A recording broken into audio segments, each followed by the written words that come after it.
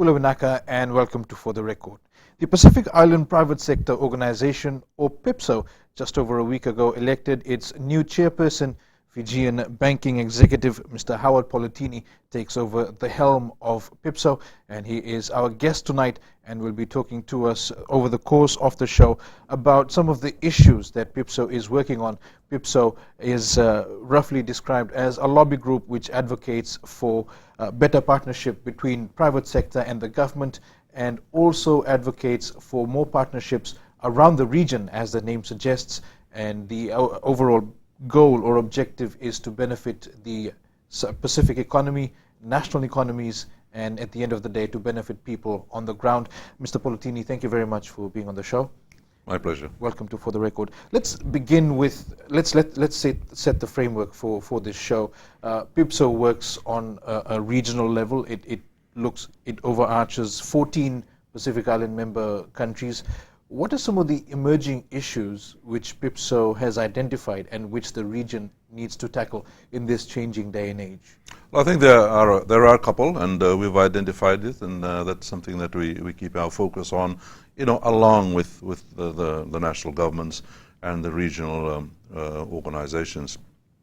Environmental is one. We know just how vulnerable we have become under the whole climate change sphere, and of course we were very loud at the Paris COP21 last year, and our Prime Minister Tuvalu, Kiribati, and some of the other states in focusing the world's attention on the impact and our vulnerability. So that part of the environment. Of course, the other one is the more responsible management of our limited resources. We've got some good marine resources and good natural resources and so on, but they're limited. And think the need to better manage these resources, and of course, manage in terms of against commercial exploitation, and then of course there's the other, which is against pollution. So our environment is a big one. Another is the ICT space, where we need to strengthen that a lot more, given our geographical sparse deployment of our people in our many islands. It creates a communication problem straight off, physically with the movement of goods and so on. But again, with ICT, it's been able to get people connected to this. And ICT is a big tool that's now improved the cost of doing business and the way we do business, so on. So there's no reason why we shouldn't all get into the space and of course drive the price down, because for many of our members, and our members range from countries like Niue with 1,000 people to 8 million in Papua New Guinea. So we're 900,000. So the need for connectivity is still a very strong one, because we know just the huge advantages it has impacted upon the global economy, our own economies here. And it's something that all businesses look to capitalizing on. So that's really one of the other big issues that we have before us. The other is labor mobility. We've always talked about the brain drain and so on. But again, like any resource, and this human resource included, it's a supply and demand thing. Yes, people will naturally move to greener pastures. That's just within us. But there's no reason why we can't keep producing this. We know people are born every day, people move, people pass away and so on. And we know that our unemployment is still very high. We have people coming out, graduates, other the tertiaries, the institutes and so on, and they're sitting out there, they're unemployed. So, as people move out, we got people moving in.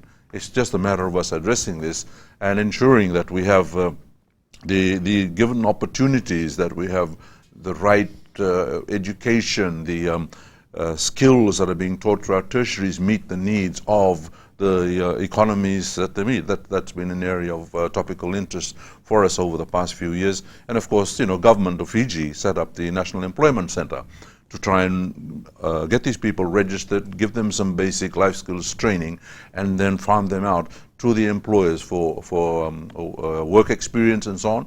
And eventually they find full-time employment. So having a structured approach to our human resources is another one sort of thing. So people, yes, they will go, but people also come back.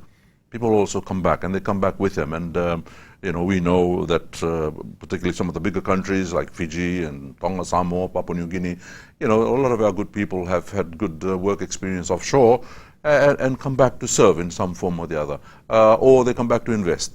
So to me it's a conveyor belt that moves around. We just got to keep feeding in the resources and have them properly processed through education, through capacity building for those who don't get up to there. So it's something that we got to look at. It's something you can't stop, but it's something that you can manage. So those are really some of the top issues that we have. Let's go back to what you raised initially with regards to climate change, pollution, and marine resource or natural resource conservation.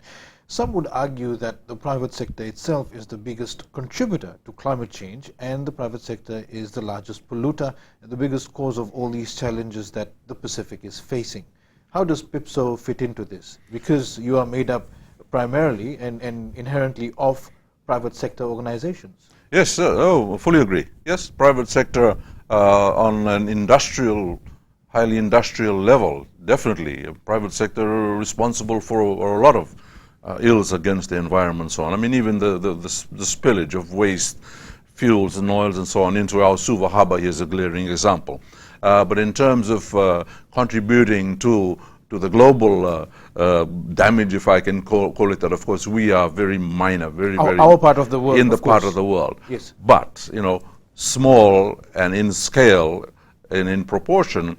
We look out into Suva Harbour, that's one example, Port Moresby Harbour, some of the bigger countries, and you can see that we also have been irresponsible as people.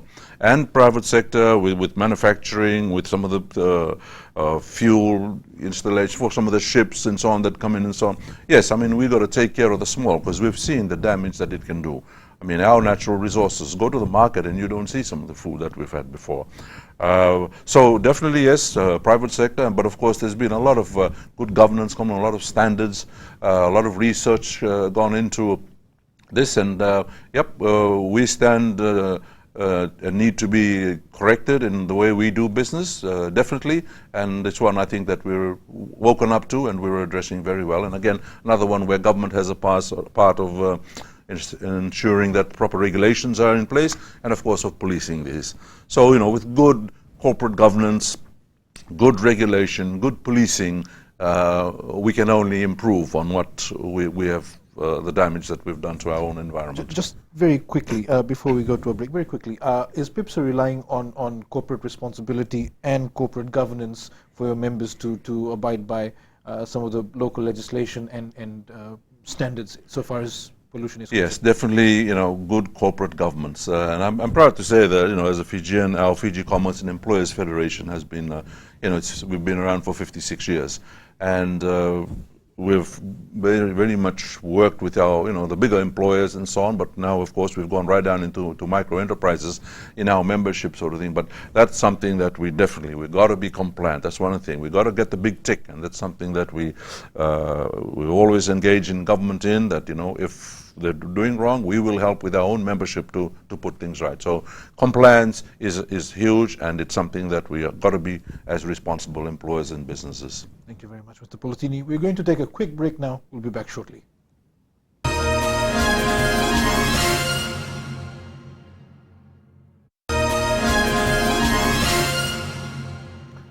Pulunaka, welcome back to the show. Mr. Polotini, how does PIPSO, which is a regional organization, benefit Fiji, and how is your chairmanship beneficial to our economy and our private sector? Well, PIPSO contributes and has its membership the national private sector organizations of 14 countries, and of course we've had American Samoa. They have joined us. They've heard of what we do. They're in the region, although they may be politically aligned to the United States. The fact that they're regional, they have also joined us. We have New Caledonia as well, who have joined us, and these people were all present at our last AGM in strategic planning last week. So, and Tahiti is also looking to join us. So the importance of it is as a regional lobbying group. But again, it represents, because regionalism is a big ticket item these days here because of the fact that we collaborate, and we've had the Pacific Island Forum Secretariat set up many years ago, from the wisdom of our leaders then, and they basically govern the region. All our prime ministers are in there, and our finance ministers, our foreign ministers. That is a very strong core for the region. And PIPSO works with these people. I mean, PIPSO really came out of the Pacific Island Forum Secretariat. They basically were the sponsoring entity to have that. Although we're not restricted to them, we're also I think the 10th member of the Pacific Island Development Forum that Fiji was very strong in setting up, and we have a place on the council as well, along with civil society. So, you know, working in partnership with it is an acknowledgement of the fact that, you know, collaboration is the way to go. That is the way that we better function as human beings in community, which is very much part of our culture in the Pacific. So having the government, the private sector together is something that is a real new dynamic for the region and for each nation. So, you know, we consult in anything. If it's policy, government will consult just to know that, you know, one side can often see just one perspective, but getting the broader perspective, particularly of the drivers of the economy. You know, we often say that, you know, we've got blood, sweat and tears in this, in our investments in private sector.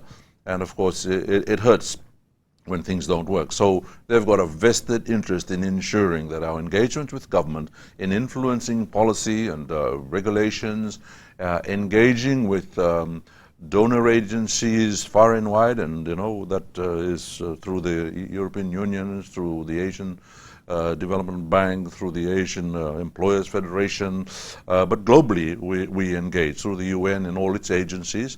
And of course in Fiji, being almost the capital of the Pacific's regional organizations, that, you know, puts us in a good position where we're closer. Presence is influence.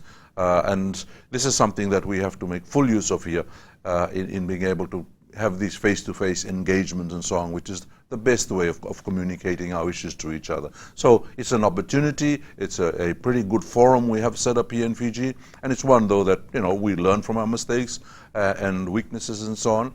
And of course, as people change, we've got a new Secretary General of PIFS, Dame Meg, and this is going to see, I think, a whole new period or era for the Pacific. You know, we have the gender issues, so now we have a woman, our first woman SG, and of course throughout the region we see more women coming into it, and so gender issues get brought to the fore that often were perceived to be something left in the back and us guys going to run everything. That's no more, and it's good to see the Pacific Islands being practitioners of this value. Critics would argue that the private sector and PIPSO as an extension of the private sector would be driven purely by profit, and having this opportunity, this access to lobby and to forward your interests would, at the end of the day, be designed to profit businesses, to make more profit, and gives you a sort of friendly reach to people in power. What is the driving force of PIPSO? Well, again, you know, profits are good, because without profits you don't exist in the private sector and business. You don't make a profit, you're dead. But I think the meaning of profit has expanded more to mean that you're a profitable organization in also your contribution to society as a whole. So, you know, our corporate social responsibilities talk, and you look around Fiji post-Winston, that's a good time to take a snapshot and see how the private sector quickly jumped in to see how they could help. And, you know, with ourselves in Fiji here, we had a lot of our members, small ones and big, saying, here's something, we want to help, but can we pass it there and you pass it on? So there's a, you know, real goodwill. And our corporate social responsibility, I think, now is become order of the day. And any organization that really is not shouldering its responsibility on this is not doing itself a favor in terms of being a good brand. So yes, profits may have been seen to be in a bad thing in the past, but profits, the more profits private sector make, the more taxes government makes, the more employment it creates, and of course the flow down into the quality of life for our people is really the big winner. What is PIPSO's interest in these lobbying and in all these interest groups in all your negotiations, what is the overall interest of PIPSO? No, our interest definitely is to continue to strengthen our economies. Each economy, strengthen it. Government has the responsibility of facilitating a good business environment in our national sense, but also in the region. And to attracting investments, as I said, we're small, but there are investors offshore who sometimes sit there looking for investment opportunities. So we need to get our house in order in order for these opportunities to materialize into some real investments into our countries. And we've seen a lot lately, and of course in the last few years we see a lot more interest coming in. So this is all good and properly managed, and of course again, brands, and with communications today, you do something wrong, the whole world knows tomorrow. Social media is a huge a sphere of good news and bad news, just like the media is. So it's in nobody's favor not to be compliant, not to be seen to be a good corporate social citizen of any country.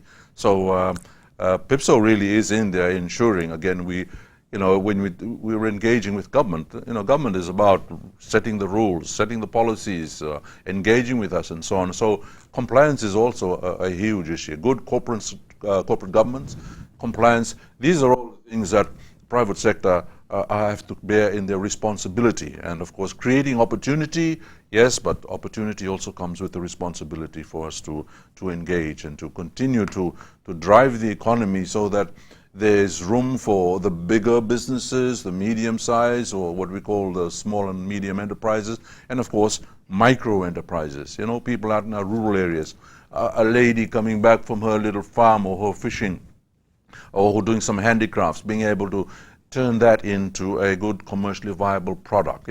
So there are different scales, but I think there's room for everywhere. Of course, and you've actually brought us into an area that I did want to talk about, which is SMEs, but we will get into that shortly. For now, we're going to take a break.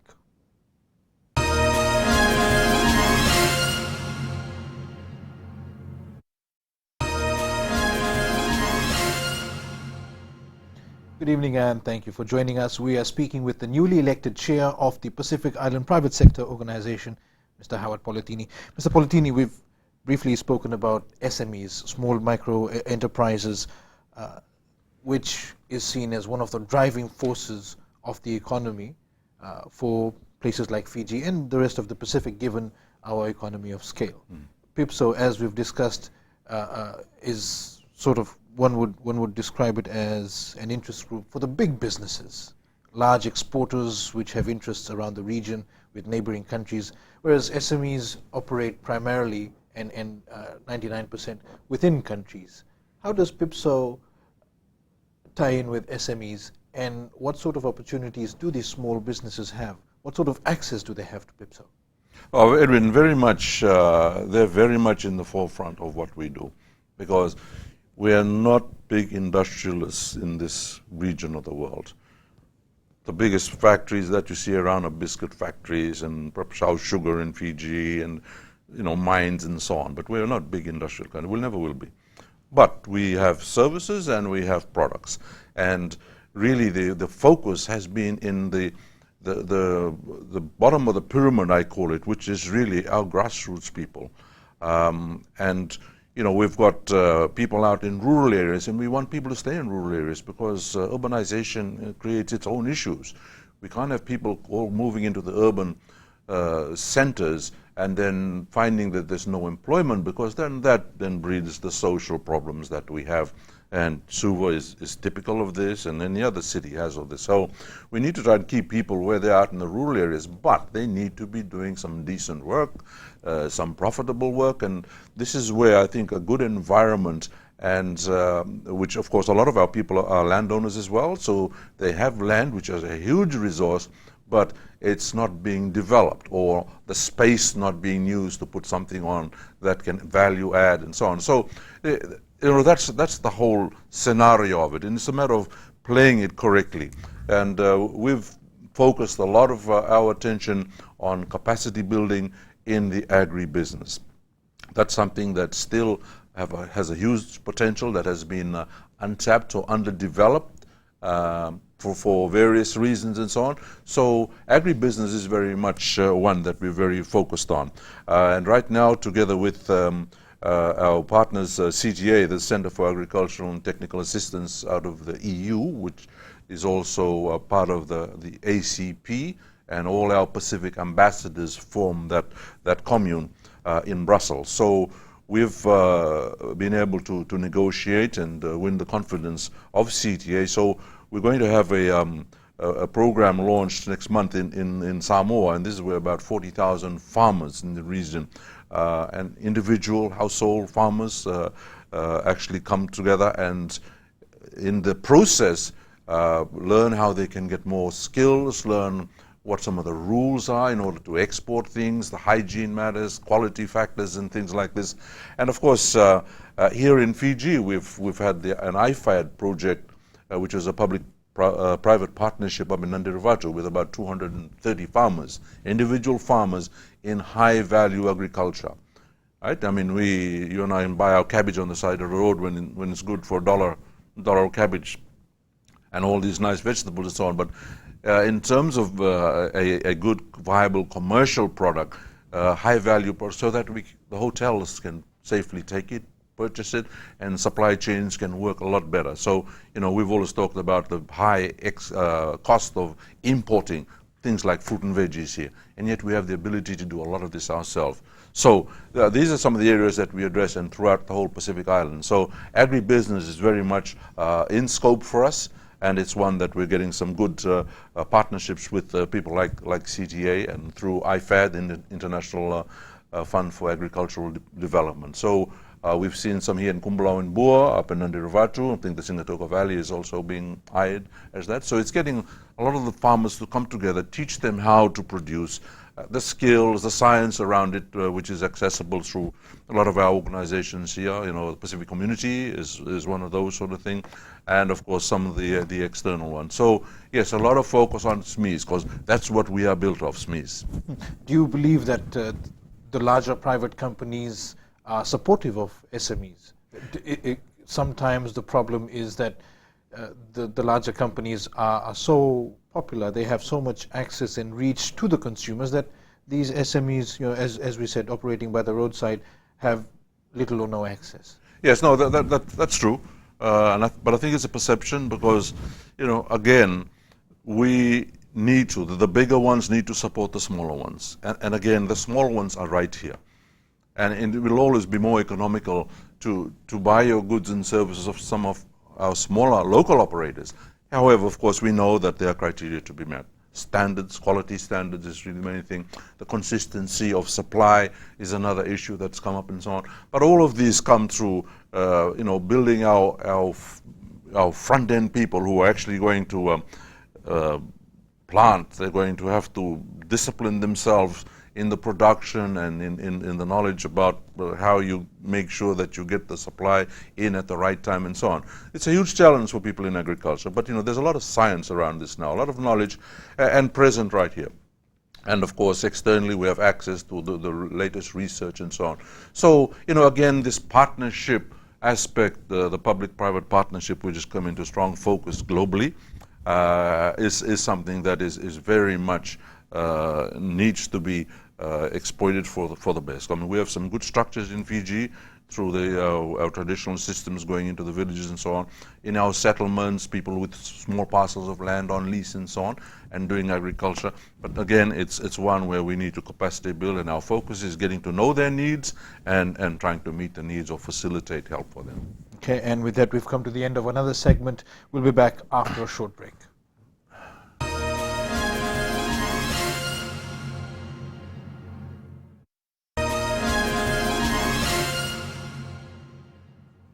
Pulavanaka, welcome back to For the Record.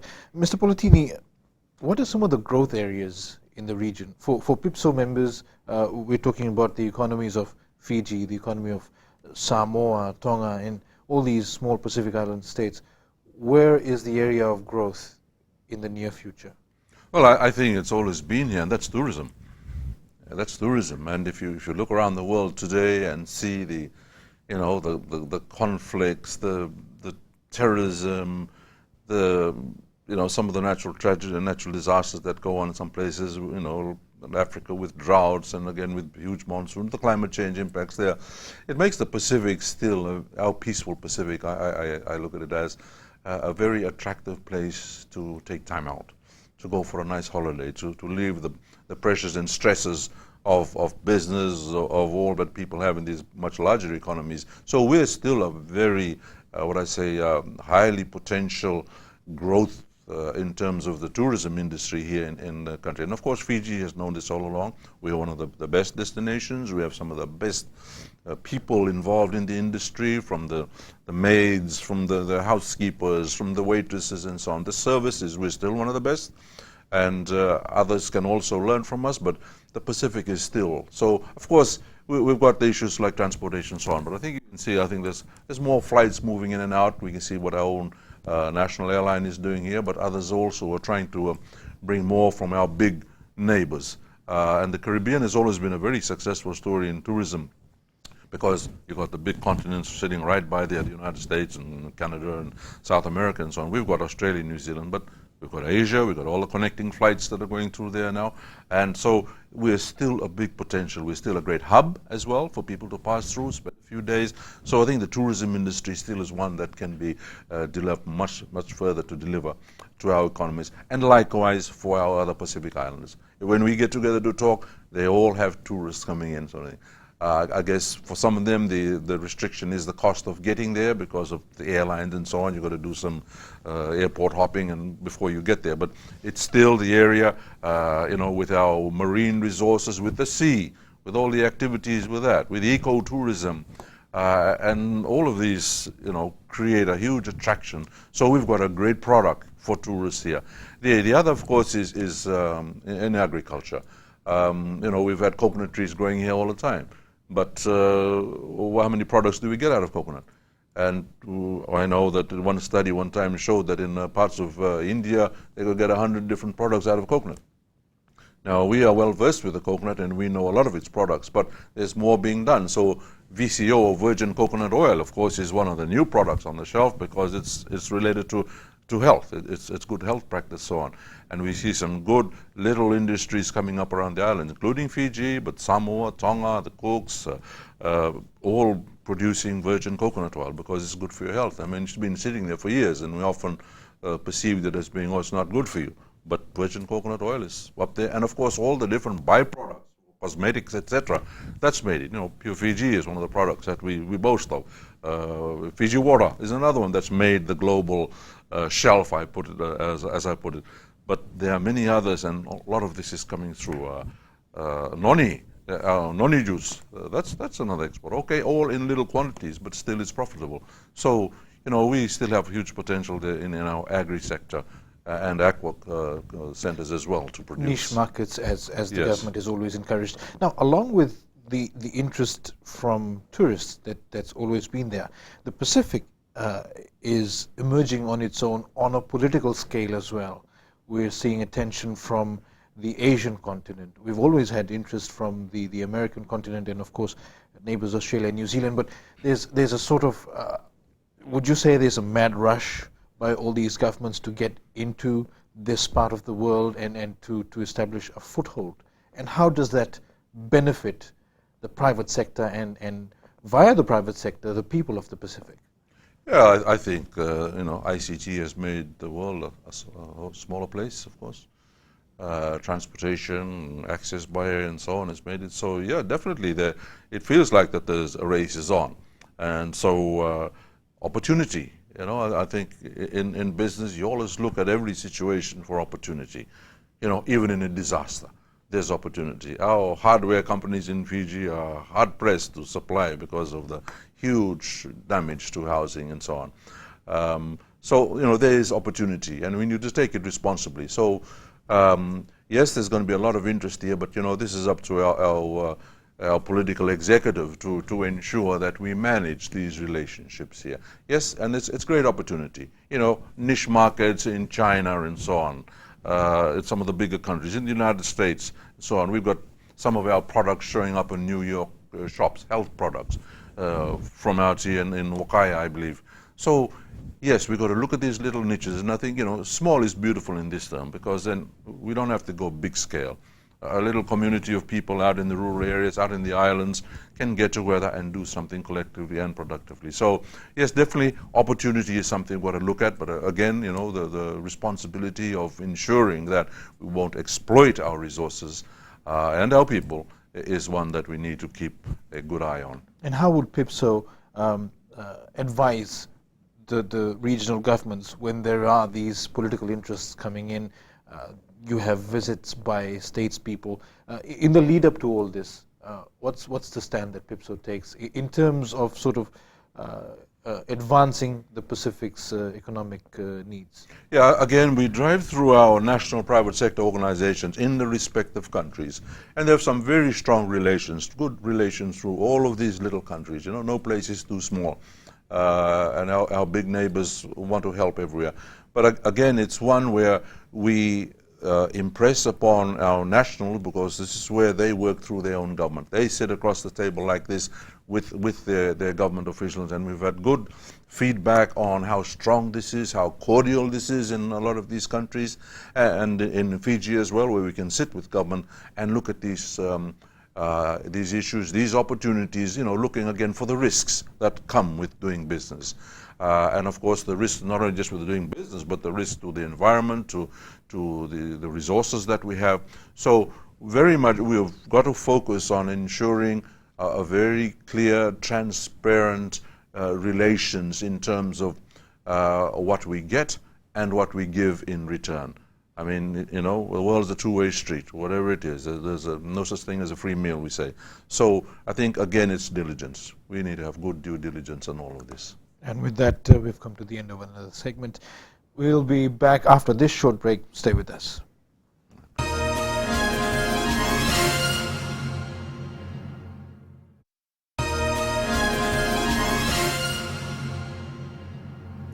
Good evening and welcome back to the show. We're speaking with the newly elected chair of the Pacific Island Private Sector Organization, Mr. Howard Polotini. Mr. Polotini, let's quickly look at some of the obstacles in the region. Let's trade within Pacific Island states. There are a number of agreements that exist through various regional blocks, but oftentimes we find that these agreements are too bureaucratic, there's too much red tape, and some of these agreements have been signed, have been adopted, but it's never actually actioned. There's been very little outcome. Is this an area of concern for PIPSO? It's an area that's been on the table for a long time that needs a lot of streamlining, a lot of improvement. Yes, and as you say, a lot of bureaucracy around it.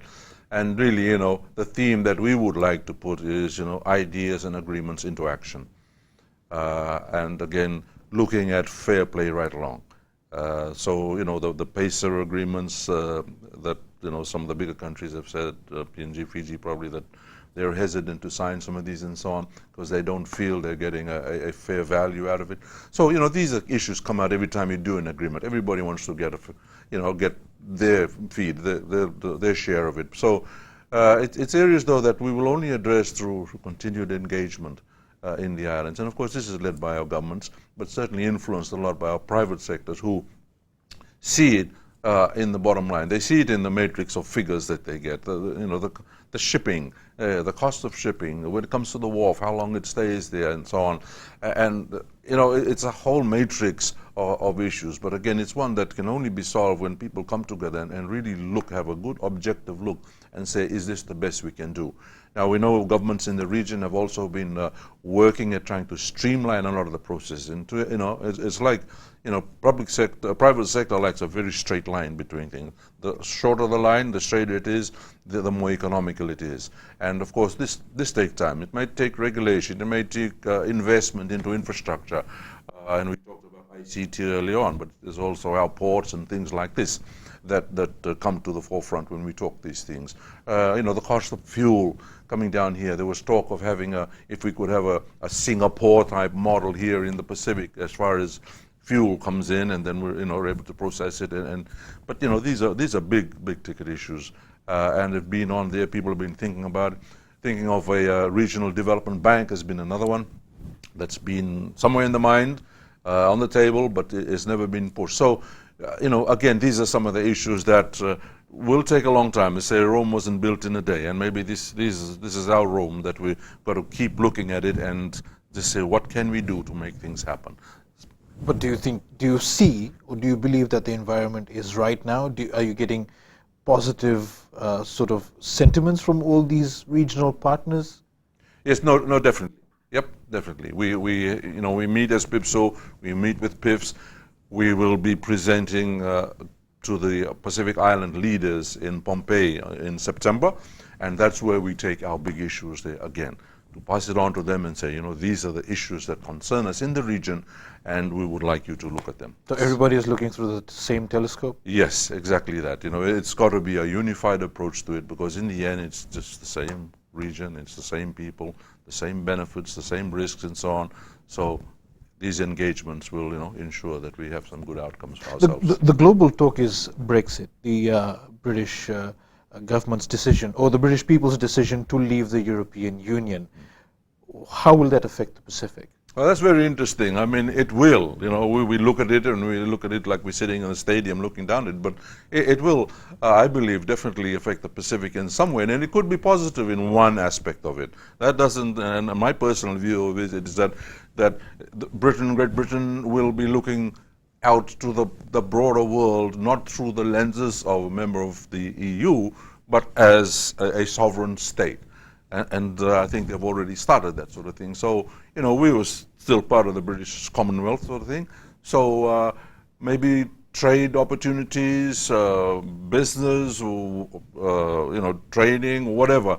Maybe some of those resources that were available always to the EU may suddenly be looking at us in the face sort of thing. And, Britain is still one of the greatest economies in the world. So having a relationship with them is always, paramount for us. And I think we have a special place in terms of Britain, in terms of our history. So I think it's exciting times ahead from that aspect.